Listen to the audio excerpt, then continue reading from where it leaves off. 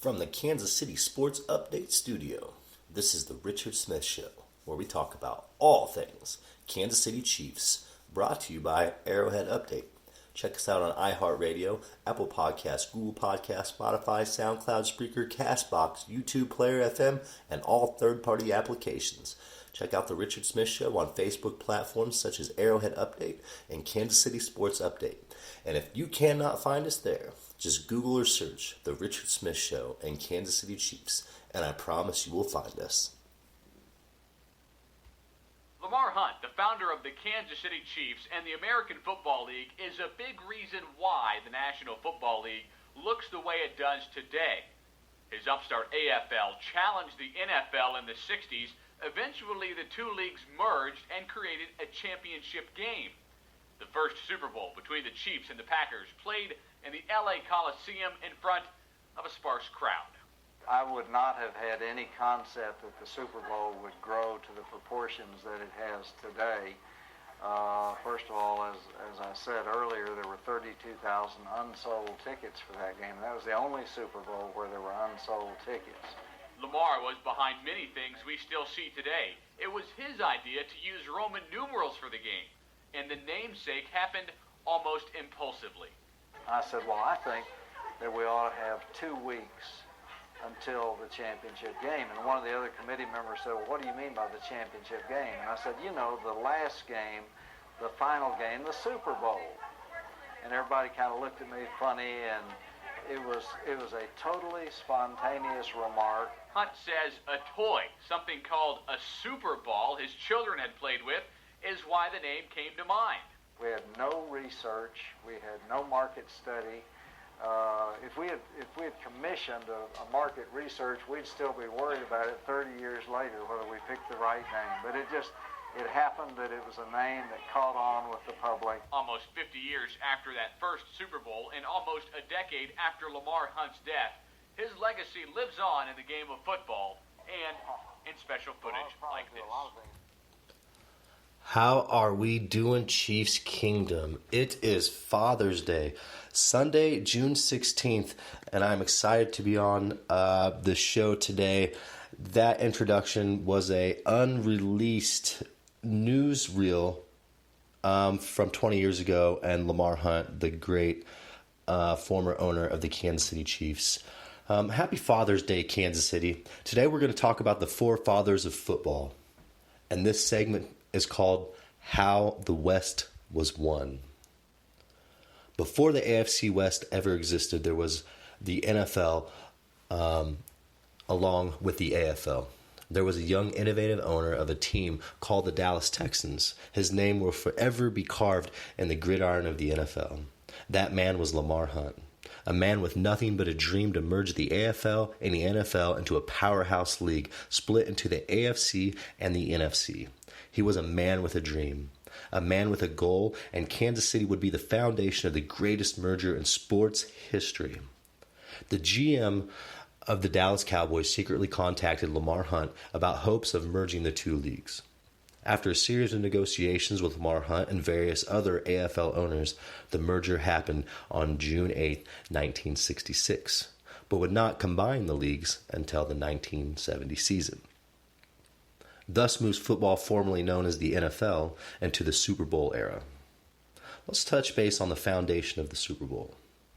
The Super Bowl is named by none other than Lamar Hunt, like you heard in that video. He sat watching his son Clark play with a bouncy ball called the Super Bowl. That little bouncy ball would be the cornerstone of the biggest sports venue in American history. The light bulb ignited in Lamar's head. The Super Bowl, named after a 67-cent bouncy ball, would lead the way to becoming America's biggest, most exciting venue.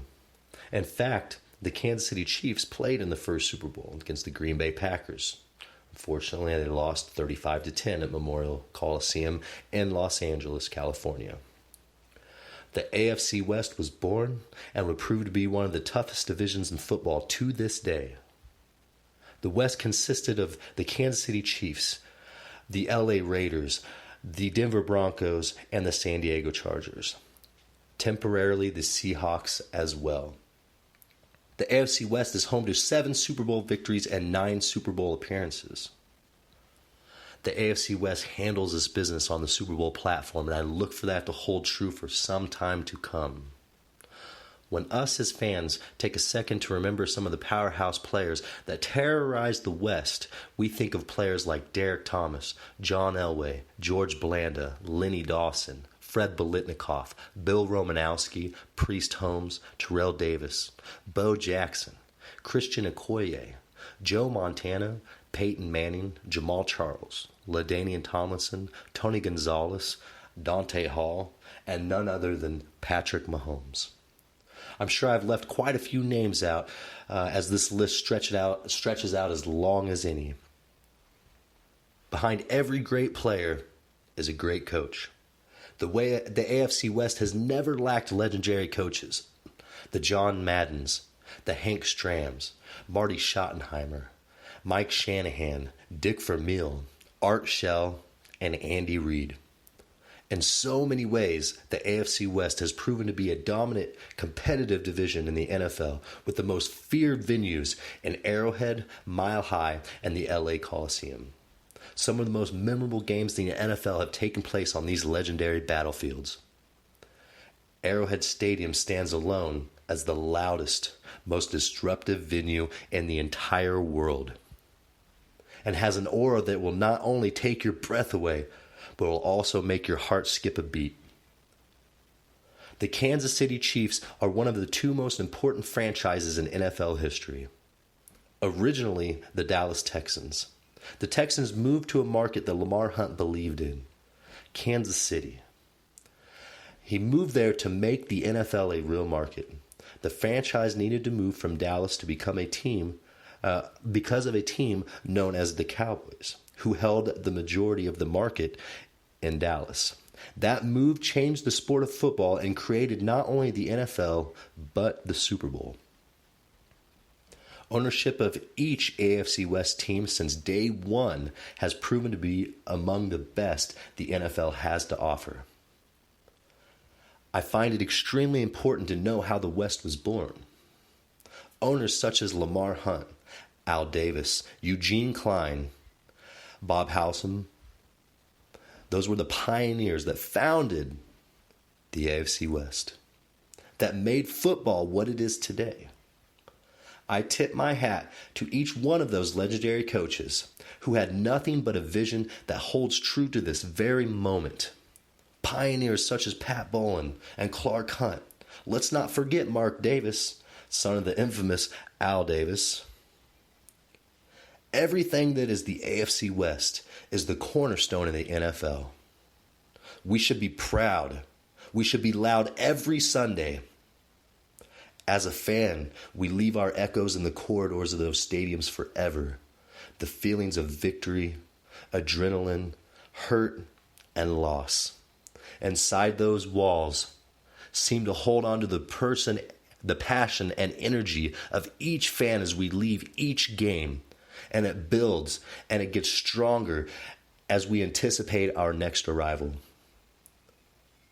The energy will take your breath away and leave you speechless. This is the AFC West, and that is how it was won, and that was how it was born. Happy Father's Day, Kansas City. I really hope you enjoyed this segment.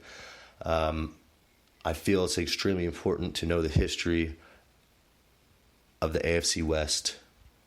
Rest in peace to all those pioneers who are no longer with us today that really were the cornerstone and the men behind the dream. Have a great weekend, Kansas City. From the Kansas City Sports Update Studio, this is the Richard Smith Show, where we talk about all things Kansas City Chiefs, brought to you by Arrowhead-Update. Check us out on iHeartRadio, Apple Podcasts, Google Podcasts, Spotify, SoundCloud, Spreaker, CastBox, YouTube, Player FM, and all third-party applications. Check out The Richard Smith Show on Facebook platforms such as Arrowhead-Update and Kansas City Sports Update. And if you cannot find us there, just Google or search The Richard Smith Show and Kansas City Chiefs, and I promise you will find us.